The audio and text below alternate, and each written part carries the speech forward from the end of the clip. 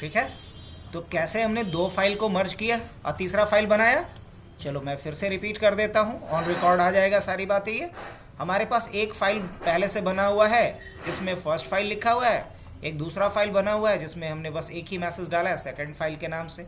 अब दो फाइल बना हुआ है और मुझे इन दोनों फाइल को क्या करना है, मर्ज करना है।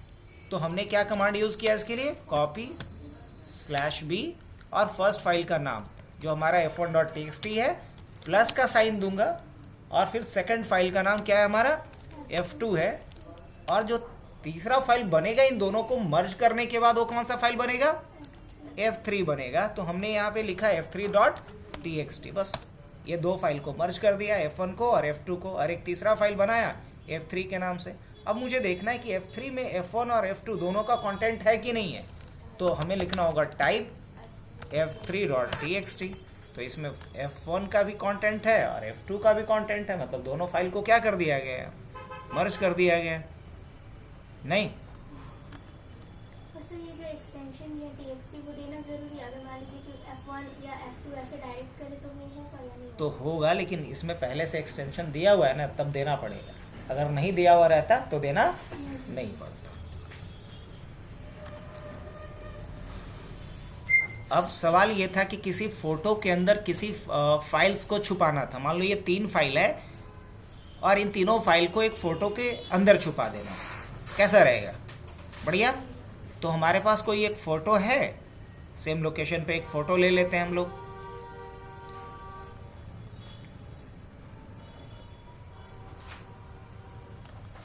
कोई ना कोई फ़ोटो तो मिल ही जाएगा, बहुत सारा फ़ोटो है।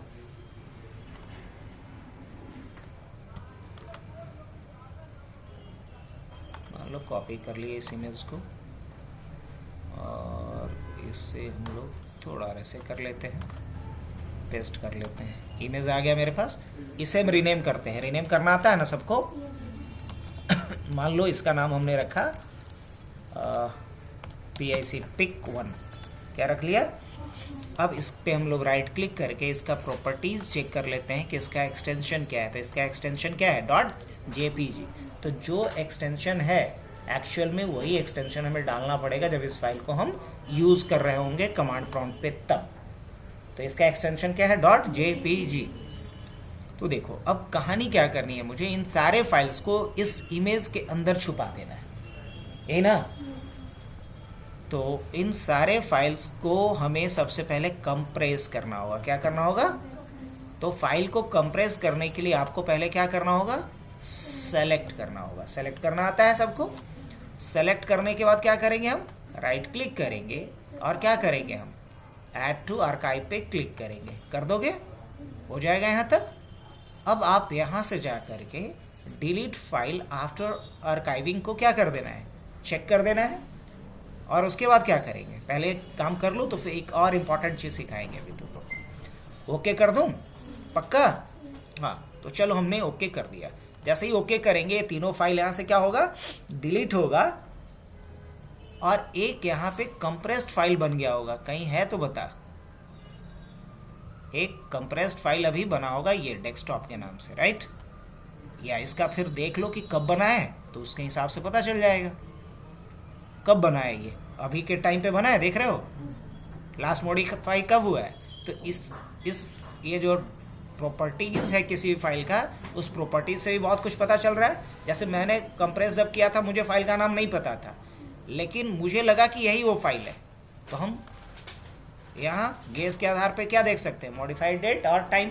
इसको देख के पता चला कि हाँ ये लास्ट फाइल है जिसको मॉडिफाई फलाने डेट फलाने टाइम पे करा गया है। अब क्या करना है, इसमें करना ये है कि मुझे इस फाइल को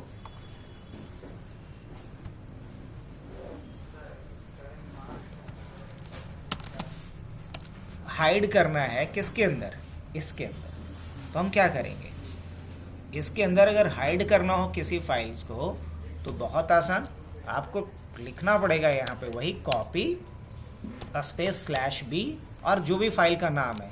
तो फाइल का नाम क्या है, डेस्कटॉप 9।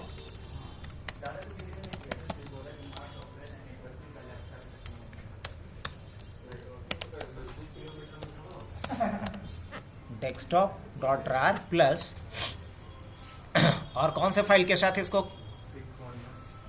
मान लो पिक 1 के साथ कर दूं JPG तो पिक, अब ये भी कोई ज़रूरी नहीं कि दो ही फाइल को, दो से अधिक फाइल को भी आप मर्ज कर सकते हो। और तीसरा फाइल क्या बनाएंगे हम, तीसरा फाइल यहाँ पे बनेगा हमारा JPG स्पेस क्या डाल दिया जाए, माई पिक या पिक 1 जो भी देना है, माई पिक डॉट JPG। एंटर करूं, जैसे ही हम एंटर करेंगे तो यहाँ इन दोनों फाइल को जोड़ करके क्या किया है, एक तीसरा फाइल बना दिया। किस नाम से, माई पिक के नाम से। अब हम इसके बाद इस फाइल के अंदर दोनों फाइल छुपा हुआ है, मैं इसे भी डिलीट कर रहा हूँ, देख लेना, इसको भी डिलीट कर दिया और इस फाइल को भी मैं यहाँ से क्या कर रहा हूँ, डिलीट कर रहा हूँ। अब इस फाइल का यूज करके हम उन सारे फाइल को वापस लाना चाहते हैं, क्या ला सकते हैं, हाँ बिल्कुल ला सकते हैं। इसके लिए क्या करना पड़ेगा, बहुत आसान, मुझे पहले इस फाइल का नाम बदलना पड़ेगा। तो इस फाइल का नाम बदलने के लिए हमने कमांड क्या पढ़ा था, किसी भी फाइल का नाम बदलने के लिए रेन कमांड होता है। तो हमने माई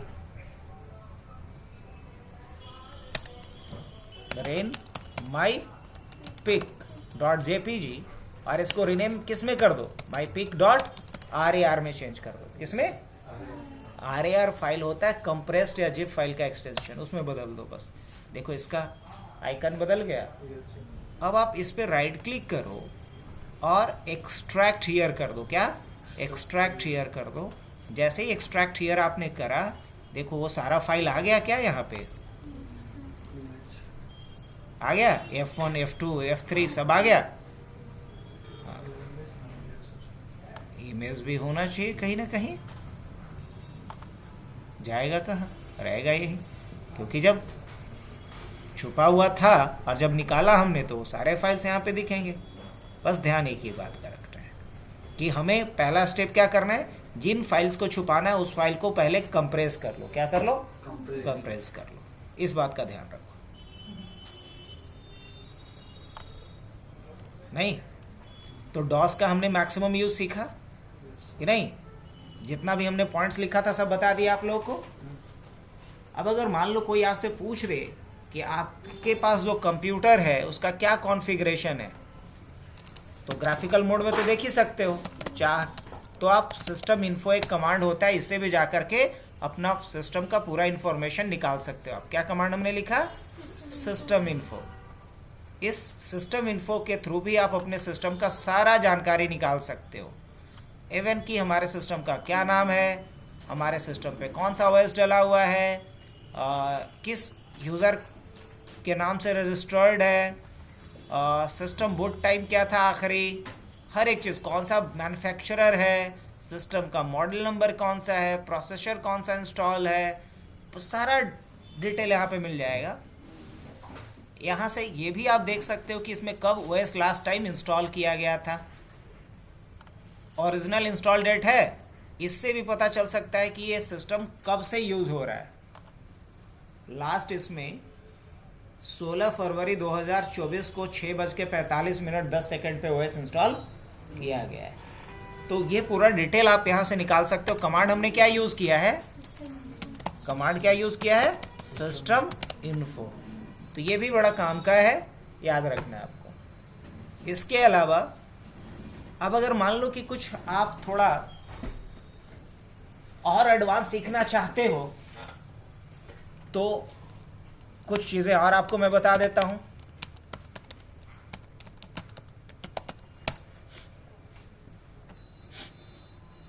अब ये क्या हुआ नहीं समझ में आया, लेकिन समझ में आ जाएगा आपको।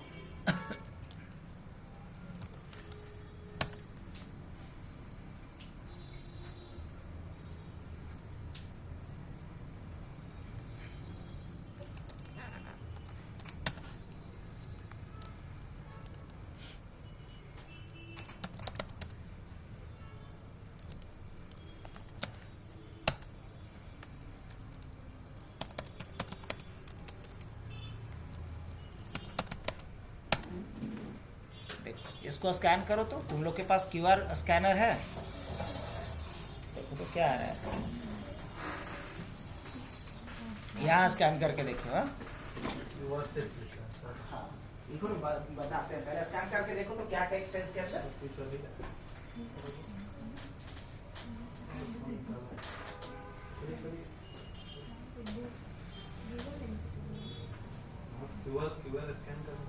हमने कर दिया है स्कैन फॉर्मेशन आ रहा होगा तो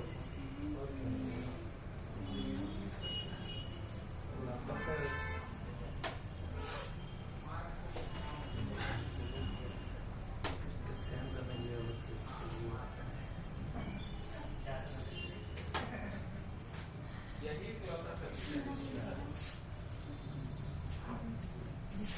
हमने डाटा क्या है हमने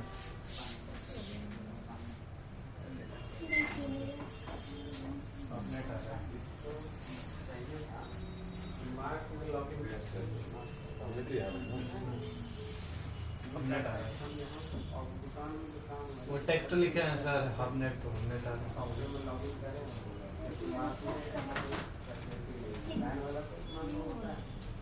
अगली वाले लेंस पे जो लेंस से हमने डाला वो सबने टेक्स्ट रिफ्लेक्ट करना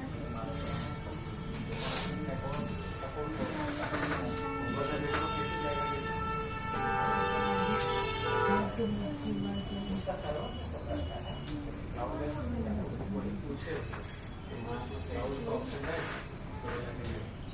तो फिर एक काम आप कर सकते हैं, उसका सिस्टम अगर ऑफिस का होगा तो अपनी पॉइंट टू सेकंड से ले सकते हैं।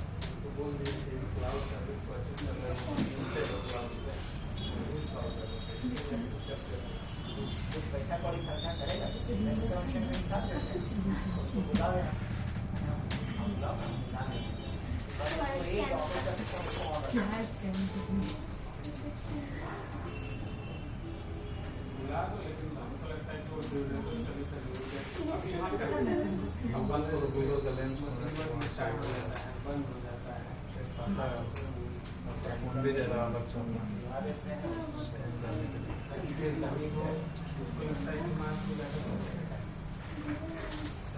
हमने डाला है आ रहा है, इतना देर लगा दिया उसी टाइम बता दीजिए।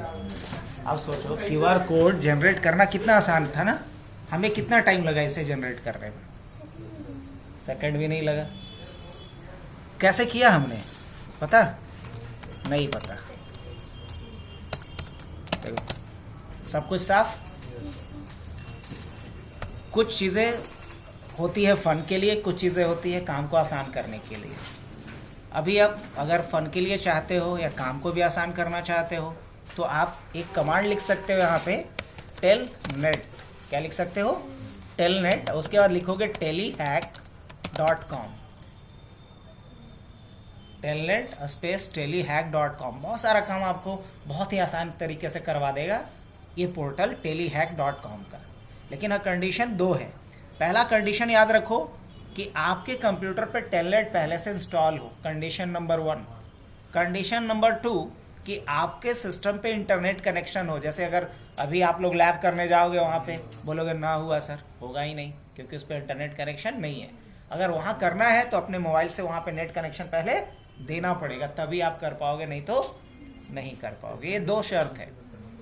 अब पहला शर्त पूरा करने के लिए कि हमारे सिस्टम पे टेलनेट इंस्टॉल है या नहीं, बस मुझे लिखना क्या पड़ेगा? मुझे लिखना पड़ेगा इसके लिए control appwiz.cpl, 2 ये देखने के लिए कि टेलनेट इंस्टॉल है या नहीं। control space appwiz.cpl, 2। इससे विंडोज़ फीचर का डायलॉग बॉक्स खुलेगा। इसमें हम आकर के देखेंगे टेलनेट को।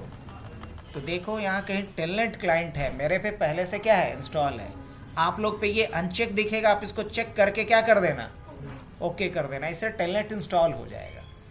अब आप पे नेट चल रहा है कि नहीं वो चेक करना, मैंने दिखाया ही था आपको, पिंग 8.8.8 नेट चलना चाहिए। चलो ये भी चेक हो गया। अब इसके बाद क्या करना था? हाँ, तो इसके बाद आपको एक कमांड फायर करना है टेलनेट स्पेस telehack.com।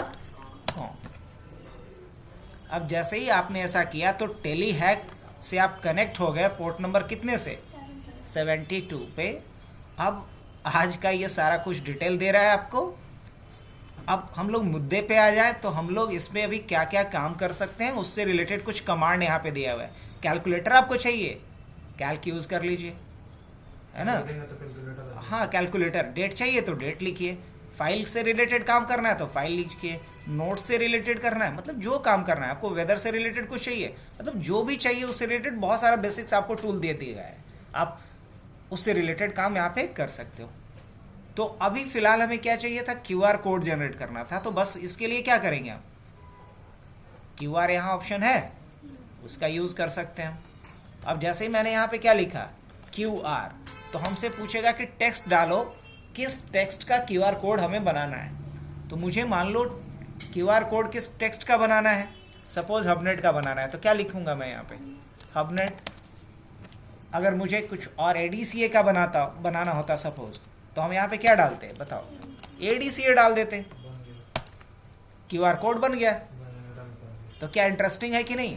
अब कौन सा ADCA वाला बच्चा को पता होगा बताओ, वो लोग बता पाएगा, नहीं बता पाएगा, लेकिन आप बना सकते हो। और ये ऐसा नहीं है बेवकूफ़ बनाने वाला, ये QR कोड वर्किंग है, आप स्कैन कर सकते हो, आपको टेक्स्ट मिलेगा कि क्या इसके अंदर टेक्स्ट नहीं काम कर रहा है। हाँ अब मान लो यहाँ से मुझे बैक जाना है, तो बैक जाने के लिए आपको एग्जिट लिखना होता है। क्या लिखना होता है, एग्जिट। जब आपने किया तो सीधा आपको टेली हैक से बाहर कर दिया गया।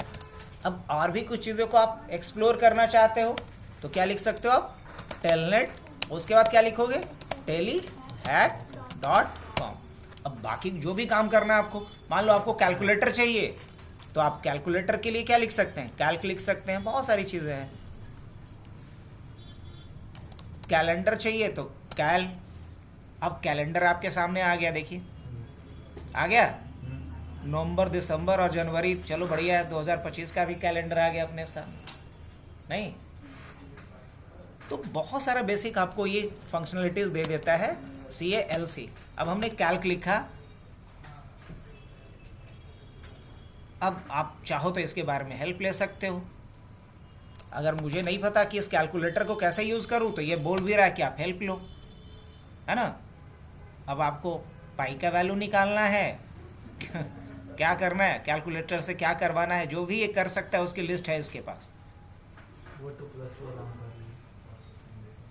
फंक्शन कौन कौन सा अवेलेबल है वो सब कुछ यहाँ पे आपको दिखा रहा है।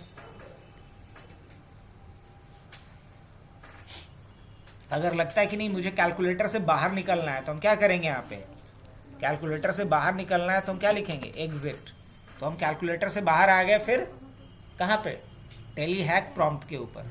अब यहाँ वापस से कोई और काम करना है वो कर लेंगे, अगर लगता है कोई काम नहीं करना है एग्जिट कर जाओ। अब डॉस का एक मोस्ट इंपॉर्टेंट और पावरफुल फीचर जो ऑलरेडी हम यूज़ किए हैं वो है बैच फाइल। अगर कोई पूछे कि डॉस में सबसे इंपॉर्टेंट चीज़ में से क्या है तो क्या बोलेंगे, बैच फाइल। अगर अब कोई ये पूछे आपसे कि बैच फाइल क्या होता है तो क्या बोलेंगे, बैच फाइल होता है collection of commands, collection of commands और script in order to perform a set of operation. अगर मुझे एक सेट ऑफ ऑपरेशंस को परफॉर्म करने के लिए कलेक्शन ऑफ या सीक्वेंस ऑफ कमांड्स को यूज़ करना हो तो उस सीक्वेंस ऑफ कमांड को ही क्या बोलेंगे, बैच फाइल कहते हैं। आई बात समझ में। तो मान लो कोई भी ऐसा काम हो जैसे कि हम चाहते हैं कि A बटन दबाएं तो स्क्रीन को क्लियर कर दें, अगर हम D बटन दबाएं तो फाइल्स डायरेक्टरी के लिस्ट को दिखा दे। तो इन सारे केसेस के लिए हमें क्या करना होगा, बैच फाइल बनाना पड़ेगा। या अगर कोई भी ऐसा काम हम करना चाहते हैं कि खुद ब खुद एक बटन को दबाऊं और वो मल्टीपल हमारा जॉब रोल परफॉर्म कर दे, तो समझ लो कि वहाँ किसका इस्तेमाल होना है, बैच फाइल का इस्तेमाल होना है। और हमने ऑलरेडी कई बैच फाइल बनाया, जैसे कि शटडाउन के लिए बनाया था, क्या बैच फाइल ही ना बनवाए थे। अभी चलो मेरा टारगेट ये है कि मैं यहाँ पे लिखूँ A, तो पहले स्क्रीन को साफ कर दे, अभी कुछ नहीं है, और बोल रहा है कि ये ना तो कोई इंटरनल कमांड है ना कोई एक्सटर्नल कमांड है, यही बोल रहा है ना। A is not recognized as internal और एक्सटर्नल कमांड। तो हमें अब एक बैच फाइल बनाना है ए के नाम से, बना सकते हैं हम? हाँ बिल्कुल बना सकते हैं। बैच फाइल बनाने के लिए क्या लिखेंगे? कॉपी कॉन और बैच फाइल का नाम, लेकिन एक्सटेंशन क्या होना चाहिए? It should be bat. अब इससे क्या काम करवाना है मेरे को? तो पहले मैं चाहता हूं कि हम जब कोई बटन दबाएं तब अचानक से क्लियर कर देगा तो कंफ्यूजन होगा कि पहले था क्या। तो मैं चाहता हूं कि कोई बटन दबाऊं तो क्लियर करे स्क्रीन को। तो क्या लिखेंगे यहाँ पे? पॉज। अब स्क्रीन को साफ करने के लिए क्या देंगे? Clear screen. अच्छा, अब क्या चाहता हूं मैं? अब चाहता हूं कि यहाँ पे डायरेक्टरी और फाइल के लिस्ट को दिखा दे, तो dir। चलो ये भी करेगा। अब मैं चाहता हूं कि एक डायरेक्टरी बना दे मेरा, तो डायरेक्टरी बनाने के लिए क्या करेंगे? md और माई डायरेक्टरी माई dir बना दूं, चलो हो जाएगा। अब मैं चाहता हूं कि इसको ओपन भी कर दो, तो क्या करेगा ये? माई dir ओपन भी कर दिया, पक्का। अब मैं चाहता हूं एक फाइल भी बना दे, तो क्या बोलूंगा इसे? कॉपी कॉन और क्या, किस नाम से फाइल बनाओ? तो माई फाइल के नाम से बना दे, ठीक है। अब मैं चाहता हूं बस इतना काम करके रुक जा, तू आगे कुछ मत कर। तो क्या करेंगे? अब Ctrl+Z कर लूं। अब जरा ध्यान से देखना, मैं यहां पे क्या करने वाला हूं? सिर्फ लिखने वाला हूं ए। क्या लिखूंगा? इवन डॉट बैट भी नहीं लिखना है, सिर्फ आपको क्या लिखना है? ए। और जैसे ही एंटर करूंगा कुछ मैजिक हुआ। इस बार ये नहीं बोला A is not recognized as internal और एक्सटर्नल कमांड, बिकॉज मैंने इसको बता रखा है कि ये क्या है, ये हमारा एक बैच फाइल है। अब जैसे ही ये बैच फाइल चला तो स्क्रीन को क्या किया? पहले पॉज किया। इसलिए क्या आ रहा है लिख करके? प्रेस एनी की टू कंटिन्यू। जैसे ही कोई की हमने प्रेस किया, स्क्रीन को क्लियर किया, फाइल डायरेक्टरीज के लिस्ट को दिखलाया, एक डायरेक्टरी बनाया, उसे ओपन किया, फाइल बना करके कर्सर वेट कर रहा है मैसेज लिखने का। नहीं, क्या करवाना है मेरे को? क्या करेंगे अब यहां से हम लोग? मान लो यहां पे हम लोग लिखते हैं, hi this is my first file created using batch file। Ctrl+Z save कर दिया। अब बताओ कितना आसान है ना बैच फाइल बनाना। तो कोई भी वैसा काम जो मल्टीपल स्टेप्स में होने हैं, उसके लिए मल्टीपल कमांड का इस्तेमाल होना है, उसके लिए आप एक बैच फाइल बना के रख सकते हो।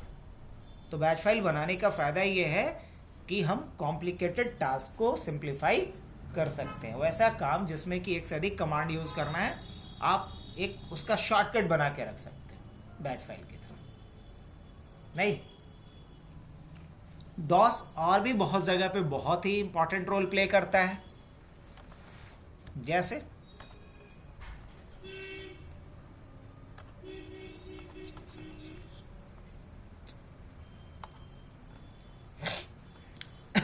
पेन ड्राइव है, फॉर्मेट होगा तो दिक्कत, वह चढ़ गया ना, लगा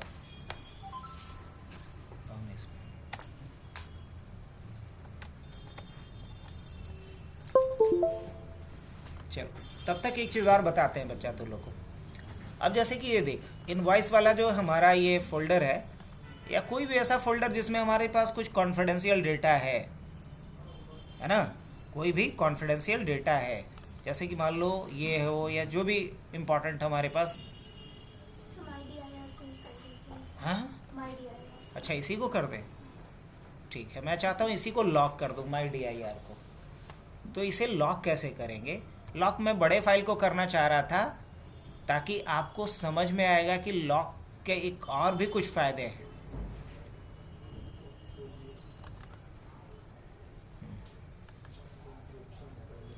अच्छा, कोई दिक्कत नहीं। सर इंक्रिप्शन को हटाते कैसे? जैसे ये देखो, हाँ बताएंगे वो भी। ये 19.9 MB का फाइल है। अगर हम कंप्रेस करेंगे तो इसका फ़ायदा क्या मिलेगा? मेमोरी कम होगा। हाँ, इसका साइज़ कम हो जाएगा। चलो हम राइट क्लिक करते हैं। अब एक काम यही नहीं करना है मेरे को, एक काम और करना है कि जब इस फाइल को कोई भी ओपन करे तो पहले उससे क्या मांगना चाहिए? पासवर्ड मांगना चाहिए। देखो तो यहाँ ओपन करने पे, अभी तो खैर यहाँ भी ओपन नहीं हो रहा है, लगता है कि कहीं दूसरे जगह से आया है क्या ये।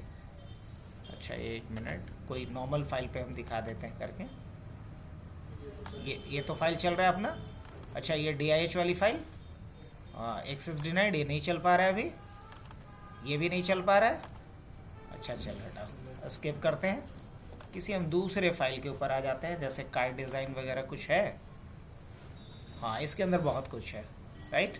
अब इसमें तो सारा कुछ ओपन हो रहा है ना अभी, कम से कम यहाँ परमिशन वगैरह का कोई पंगा नहीं है, ओपन हो रहा है सब कुछ। अब ये जो कार्ड डिज़ाइन है ना, इसका हम साइज़ पहले देख लेते हैं। इसका साइज़ क्या है 90.8 KB, राइट। अब अगर हम कंप्रेस करेंगे तो क्या होगा, छोटा होगा। अब साथ ही साथ क्या चाहते हैं, ये लॉक भी हो जाए, तो क्या करना पड़ेगा, ऐड टू आर्काइव, और यहाँ पे क्या ले लो, नॉर्मल के जगह पे ले लो बेस्ट। क्या ले लो, बेस्ट। और यहाँ डिलीट फाइल आफ्टर आर्चिविंग इसको कर दो, और यहाँ सेट पासवर्ड में जा करके एक पासवर्ड भी लगा सकते हो आप, और उसके बाद जस्ट ओके कर दो और ओके कर दो। अब ये क्या करेगा, नाम भी अगर चाहो तो बदल सकते हो, नाम सेम ही रहने देता हूँ मैं। अब देख कार्ड डिज़ाइन गायब हो गया, और कहाँ आ गया, यहाँ आ गया। अब यहाँ रखा हूँ मैं जानबूझ करके। चल अब यहाँ से क्या करना है, इसका साइज़ ज़रा देख ले।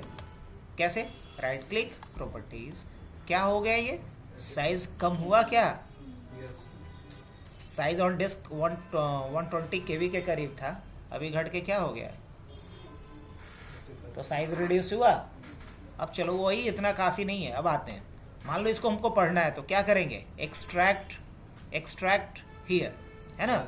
लेकिन जैसे ही एक्सट्रैक्ट करने जाएंगे तो क्या मांगेगा, पहले पासवर्ड।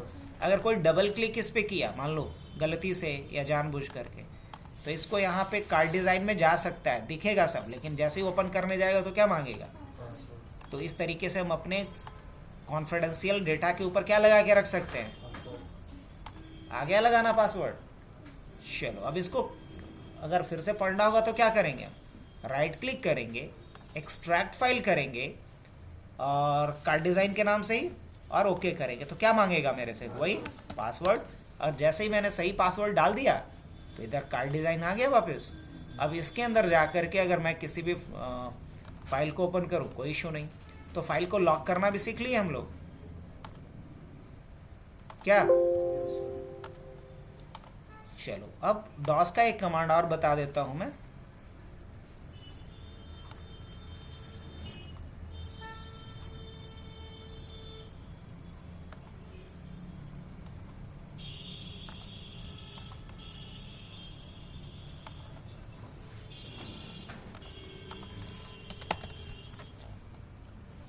मान लो ये जो पेन ड्राइव है हमारा, कुछ काम ऐसा होता है जो हम लोग डॉस मोड में ही कर सकते हैं, ग्राफिकल मोड में नहीं कर सकते। मान लो इस पेन ड्राइव को हम यहाँ से फॉर्मेट करते हैं, अभी ग्राफिकल मोड में, राइट।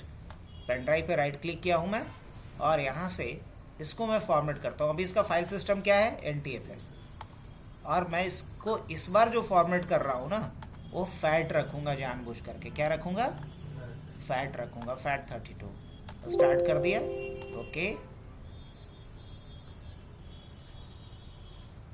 जैसे आप किसी पॉट को साफ करते हो ना, तो क्या बोलते हो, क्लीन कर रहे हैं, तो उसी तरीके से यहाँ क्या होता है, ये फॉर्मेट होता है। क्या होता है, तो हमने इस पेन ड्राइव को क्या कर दिया, फॉर्मेट कर दिया। अब इस पेन ड्राइव में हम कोई फाइल रखने की कोशिश करते हैं। ऑपरेटिंग सिस्टम कहाँ था बच्चा, इसमें रखे थे ना कहीं डेस्कटॉप पे।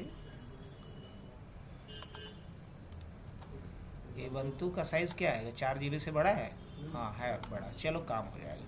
अब देखो इस फाइल को हम ट्रांसफ़र करना चाह रहे हैं, कहाँ पे, इस पेन ड्राइव में। ये नहीं है, ये उसका क्या बोलते हैं, पार्टीशन है। यहाँ हम लोग आ जाते हैं ई वाले पे। अब देखो क्लियर मैसेज क्या आ रहा है, the file this is too large for the destination file system. क्योंकि जब फैट फाइल सिस्टम हो तो उस पर आप 4 GB से बड़ा फाइल चढ़ा नहीं सकते, उस पर कॉपी नहीं कर सकते।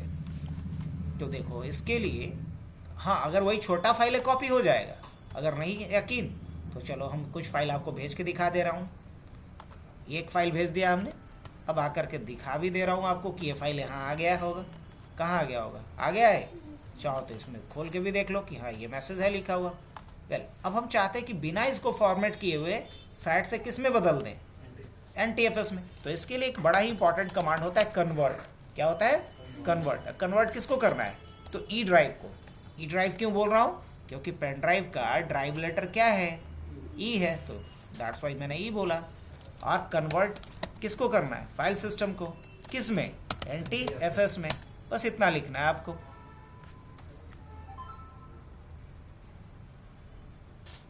लिख भी रहा है कन्वर्टिंग फाइल सिस्टम, और बिना डेटा लॉस्ट किए हुए इस फैट को किस में बदल देगा? NTFS में।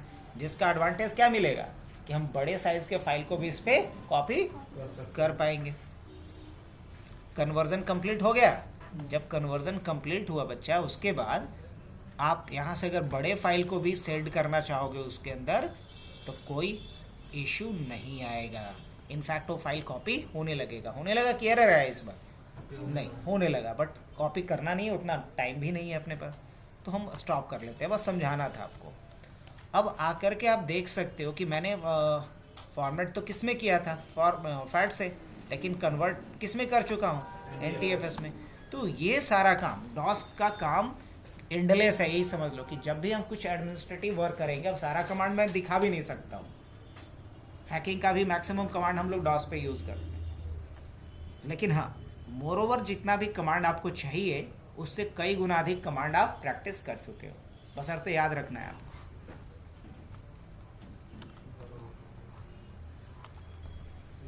तो ये डॉस की कहानी थी पूरी। अब डॉस का जाकर के अभी अगर करना चाहो तो एक बार प्रैक्टिस कर लो, आज जो सिखाया है उसका। हो सकता है कर लो, फिर हम लोग